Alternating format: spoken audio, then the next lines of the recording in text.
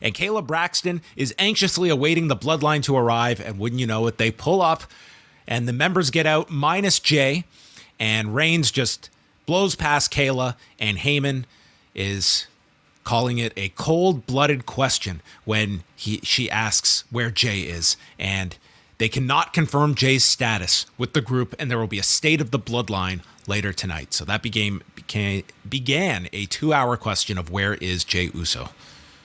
Yeah, I think part of the brilliance of this, entire angle that took place on Sunday is that you answer a mystery that they've been dangling for a long time, and that's whether Sami Zayn truly has loyalty to the bloodline. You solve that, you give everybody a very cathartic experience, while at the same time you create a new mystery. And now the puzzle is Jay. Where does Jay's loyalty lie? And that's the sort of carrot that they get to dangle for the rest of this month until whatever they solve that. Well, they got to solve this by next week because he's got a match. They got I'm to very find him by curious next to see Friday. it. Well, I don't think you'll get an answer right away. At least I hope you don't. So I'll be curious to see how they have a successful defense while still playing up that mystery. Unless, of course, Ricochet and Braun Strowman win, which I'm not betting on.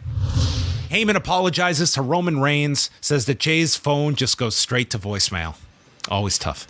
And then Jimmy and Solo return. Guess what? They didn't find him. Reigns laments for all this to happen at this time of the year. He's spread too thin. There's so much on his plate. And he apologizes to Jimmy for speaking the way he did earlier. And they need to be as strong as they've ever been, and sends them to the bus where Heyman has got catering in the form of sushi and steak. And he gives them the heads up. It's a good dinner. It's a good dinner. And he's got business to attend to in the ring. I'm really curious to eventually hear if Roman Reigns has any sort of famous movie character that he keeps in mind in his portrayal of this tribal chief character, because it's fantastic, obviously, and I think what stands out the most is his ability to showcase emotional manipulation the way he does. In one scene he's completely just abusive to all of his underlings, will just be the meanest person in the world, and then the next scene he apologizes. I'm sorry I was rude to you. Have the steak, have the sushi. I hear it's a great dinner. It's that type of thing that continues to trap people in relationships with abusive people. They're awful to you, and then they apologize, and it makes you think, oh, he's not so bad. I think it's just a tremendous portrayal of a villain that is a lot more layered than where we have seen in quite a while in professional wrestling. Yeah, I think that there's to me a grand climax where it's like everyone leaves this guy on his own. Everyone, including Heyman. They all, this is all empty. And it's because he has this championship. And once it's gone, what value are you to us? So there's a lot of story still to be had here. But this was great throughout the whole show. Roman and Heyman are out for the final segment. Loud chants of Sami, and they just get louder and louder.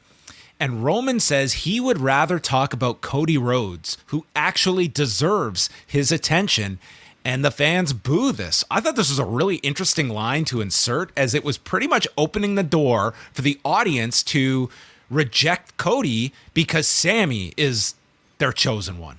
Yeah, very much so. I don't. It's hard for me to think that was an intentional outcome of a dialogue like this, because they're clearly promoting Cody Rhodes as a big baby face heading into WrestleMania. So I wondered how productive this was, and I wondered if it achieved the intended effect, because I felt the same way, John. It's almost encouraging the audience to see Sami as the people's choice and Cody as the corporate or Roman's choice. Roman's choice. He says, "You simple folks have reduced me to talk about the past, and there are two sides to every story, so you're going to hear mine." And he goes back to War Games and what he had said. Looking into Sami's eyes, it told him everything he needed. What he saw was greed. He gave Sami the opportunity of a lifetime, and he used him and his island of relevancy. And it's just like you people who want and never give back. And then he went into this analogy about going to a restaurant and the waiters and the staff and he's kind of everybody wanting something from him.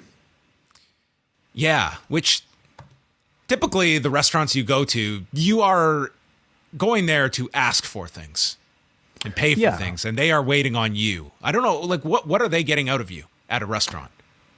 I'm assuming photos, or autographs. He didn't say that. It was like, yeah, he could have been a bit more specific, I suppose. All right, maybe a Yelp review.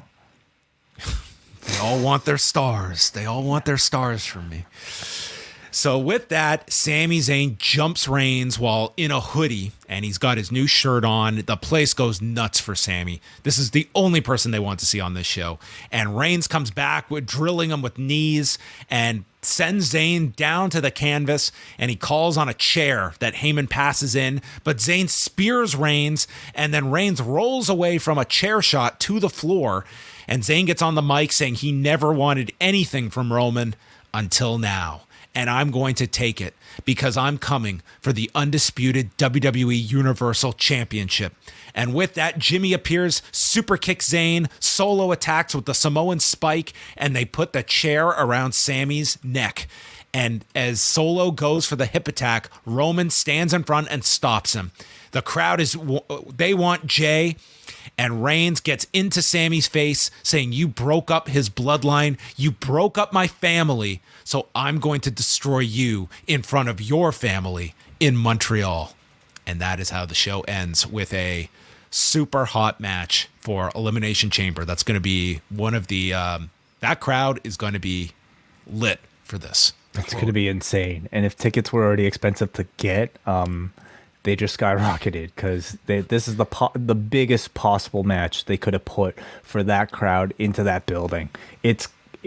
I mean, this is the WrestleMania main event a lot of people wanted, John, and they're instead putting it into Elimination Chamber, which, for people in Montreal and people who just want to see it, you can certainly make the argument it's the better move, just given Montreal. I thought their portrayal of Sami Zayn tonight was very simple and very effective. He comes out full of anger, full of fire after the attack on Saturday, attacks Roman, makes the challenge, gains the upper hand, and then loses it due to, the unfair advantage from the bloodline. I mean, as simple as can be, and I think as effective as can be. He feels like a main character. He feels like He feels like the main character, on this show.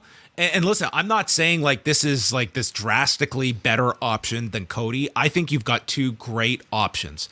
But Sami Zayn feels like he is the biggest star in this company. That's what it feels like. Like that reaction tonight, just where we have seen like I agree, John, but like Cody was no slouch on Monday. I thought the promo on Monday elicited a major reaction from him, and also he ended the show with, I think, a tremendous match and a tremendous reaction too. So this is all to say, like, we're seeing a great fight between Cody and Sami Zayn unofficially, between over who could be the bigger star. And for the first time in the WWE's, I would say, brand splitting history, like you have two incredible baby faces, one on Raw and one on SmackDown.